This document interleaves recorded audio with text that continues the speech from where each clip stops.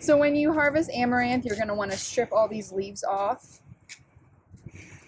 For the most part, you can leave some of these guys up here. It's totally up to you. And this is sort of the perfect diameter stem that we're looking for, right? So it's about the size of my pinky. And this would be a perfect, really marketable stem. When you get into some of these bigger guys, like this one, so you can see this is a bit large. It's not necessarily unmarketable, but it's not going to be what we would, call necessarily a number one. It's bigger than a pencil width. It's just going to be a little bit more to be able to give to a florist to stick in foam or something like that. So anything bigger than this is probably not super marketable, but this you can usually get away with, but it's definitely not going to be prime. So you can kind of see the difference here in that stem size.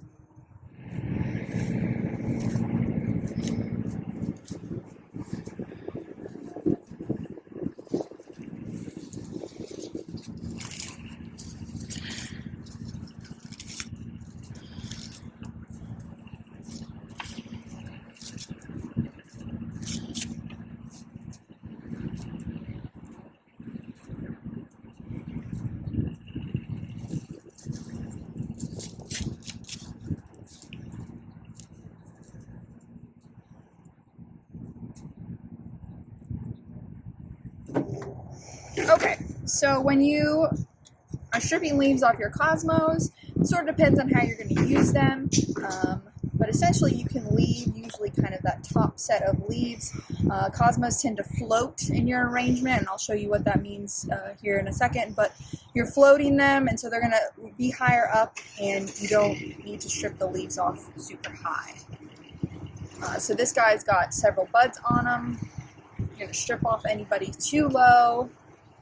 And you can leave these sort of as one stem if you would like to, or you can strip it down to a single stem. But one stem, you've got multiple buds, that makes this very marketable. This is a really great marketable stem. And so that would be something that I would put in a bunch and or a bouquet.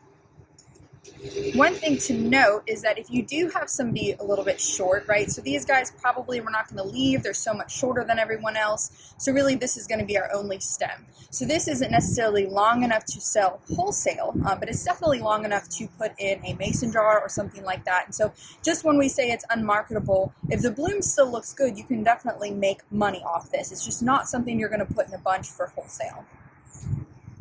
So then when we look into our zinnias, when we strip these, we strip all of the leaves. Normally zinnia leaves can get destroyed pretty easily by powdery mildew, insect damage. You see all kinds of problems with zinnia leaves. And so I'd want to take them all off when possible. And we want a nice stem, and I would recommend cutting off any little stubs that you might see on there.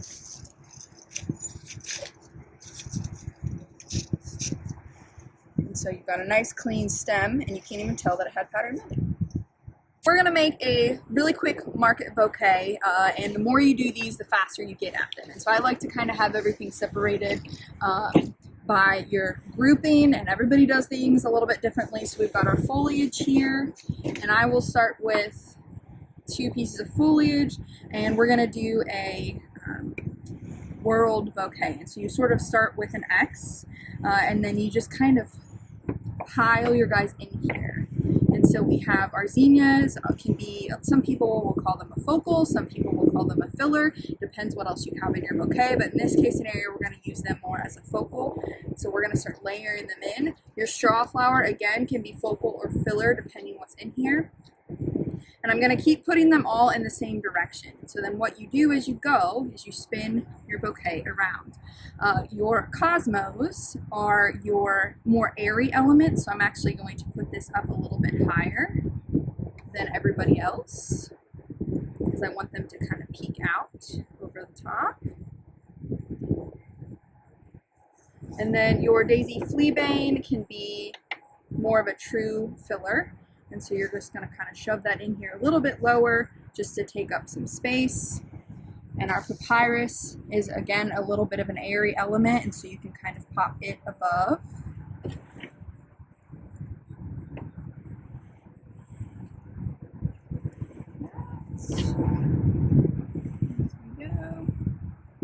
you'll get good at this and get fast.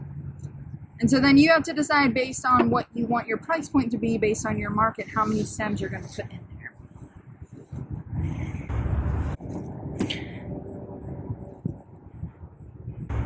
See is that these are starting to spiral around. We don't have any stems that are really crossing. We just have a spiral. So you would initially look at your wholesale costs is a good place to start in your area. So if you know that your zinnias wholesale are going for about 85 cents a stem, then a normal price point, which doesn't mean it has to be yours, but kind of a standard is about 2 to 3 times that for retail. And so that's what a retail florist use. If they buy a stem for 85 cents, they're going to mark it up 3 times, and then they're going to add a design percentage on top of that, which is usually between 20 and 30% depending on where they are. Are they a city florist? Are they more out in the country area where price points will be a little bit lower? But that's a really good place to start, is to check out your wholesale prices and then go from there. And so then last, we're going to add in some of this amaranth that we had as your sort of a dramatic piece. This can be a little bit difficult to use sometimes when it's hanging, but it's so fun. People really like this stuff, and I like to kind of just put it up in the bouquet, and then when you put it down in the vase, it'll hang sort of like this. So then what you want to do is grab a rubber band. So I like to use a number 19 rubber band. These are really cheap. You can buy them in a big thing. Any size will work, but the number 19 seems to be sort of the best. It has the most flexibility. So you'll slide it up a couple stems, 1 or 2 of your stronger ones, and then you're going to, it's a little harder with this amaranth, wrap down and secure it onto another stem, and then cut your stems off flush so that everybody's in the water at the right time. So that would be a market bouquet, and then you can wrap these if you would like to in whatever you want. It could be tissue paper. We're going to put it in water for right now, but you can wrap it in tissue paper or butcher paper, brown paper. You can also buy pre-made wraps. They're already in cone shape, or you can buy it by the roll, which is obviously cheaper, but it's going to take a lot more labor on it. So I'm just using my snips because I don't have pairs of scissors.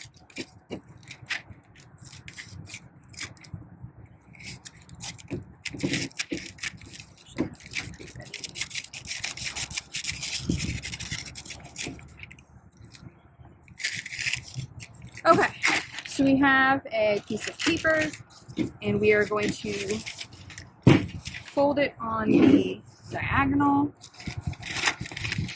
like this. So it really doesn't look like a whole lot, but you've got it folded on a diagonal. And then we're going to place our bouquet. This. We're going to wrap it up. You can use a sticker if you have a logo on a sticker to secure these. I would recommend using a stapler as well as either a sticker or a stamp, and that you have your market bouquet. So cool. Okay, so we're going to start out making a bouquet. You can start out with foliage. You don't have to. I personally do, but a lot of people will start out using their flowers. So I'm going to start out with this coleus. We've got a dark and a light. And so we're going to start with a cross, and this will be the only time we ever cross our stems, because our goal is to sort of create a spiral of stems, which is pretty easy to do, but the first couple times you do it, don't get too discouraged. We're also going to use some of these amaranth, have some pretty foliage on them, so we can use those as well. And so what you're going to do, you create your X, and then you start piling on your stems going the same direction as your initial set of coleus stems. So I've got 2 zinnias here, and so I'm going to keep crossing them, and then I'm slowly but surely going to start putting them and start to spiral them. So I'm going to put this guy here, got a straw flower I'm going to put here. And so you can move this as you hold it. It's up to you. I've got a Cosmo. I want this Cosmo to kind of be up and dangling above, so I'm going to keep spiraling him around. I'm going to rotate it. So you can see kind of how that spiral is starting to form in my hand.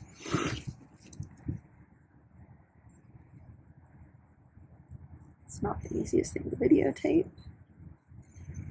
Putting my focal zinnias in there. I've got this papyrus. I want it to sort of show off a little bit, so I'm gonna kind of dangle it up here above. I'm gonna keep twisting this bouquet around as I go. Putting some more cosmos in. Zinnias. Some more amaranth. I've got this coleus that has this nice little bloom spike on the top, and so I'm going to want that guy to poke out the top. And you can see how this spiral is starting to form. And you've got a pinch point right where you hold your hands.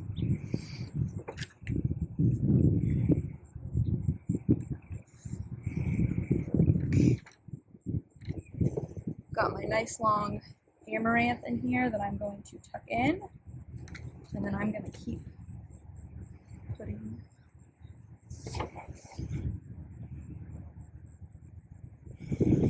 some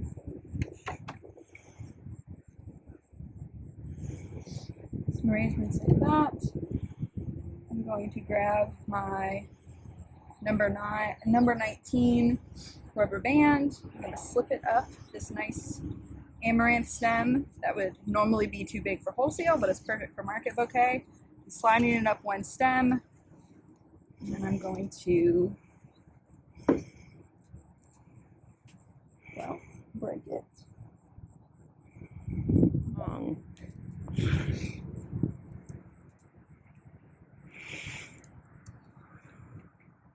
And I'm going to secure it on another stem here at the bottom. So you can see I've wrapped it all the way down. I keep those stems secure. And then I'm going to cut my bouquet flush. Toss my things around. So I've got my bouquet. I'm going to stick it in water for a second. I've got my paper out. I'm going to fold it on the diagonal. It doesn't have to be perfect. I'm going to set my bouquet down in there. Fold it over. This gives it some protection as well as having a nice look to it. And then I'm going to staple. And there we go. Have some guys who maybe got broken, like this one is a little too short. We're not going to put that in a market bouquet. We're not going to sell that wholesale. Or you just have extras, right? This is things that we stripped off of our nice big long amaranth.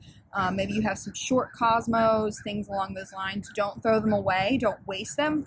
We can do mason jar arrangements. And so you can do big ones, small ones. This is a wide mouth. You can do a small mouth. You can do the little pint sized. And those really bring people in. It's kind of a pre-made, already in a vase, and they like that idea. And so everybody goes about doing their little mason jar arrangement a little differently.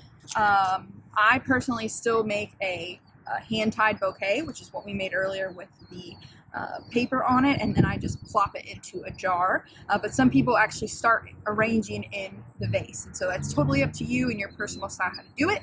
I have found this is the most efficient and quick way. So I've got some foliage here, and then I'm just going to start kind of piling in my flowers. So I've got my short people. I've got my cosmos. Same idea with your cosmos. It's all pretty much the same. You're just using maybe some shorties that didn't quite make the cut for your market bouquets or for your wholesaler. Pricing wise, you can add a premium because you're including a vase in it if you would like to.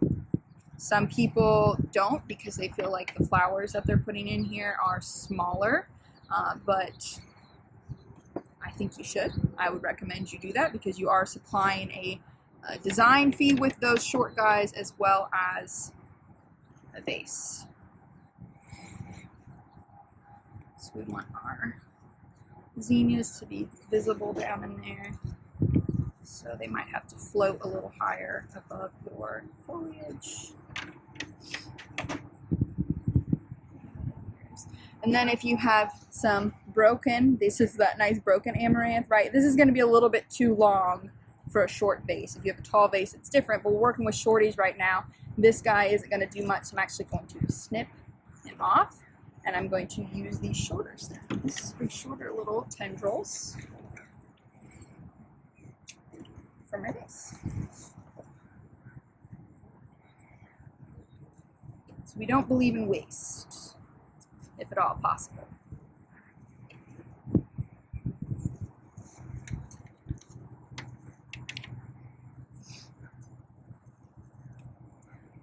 So I've continued that spiral. You can see my pinch point, continued that spiral, and I just keep putting things in from the same direction. Doesn't matter if you're left-handed or right-handed, it all works the same way.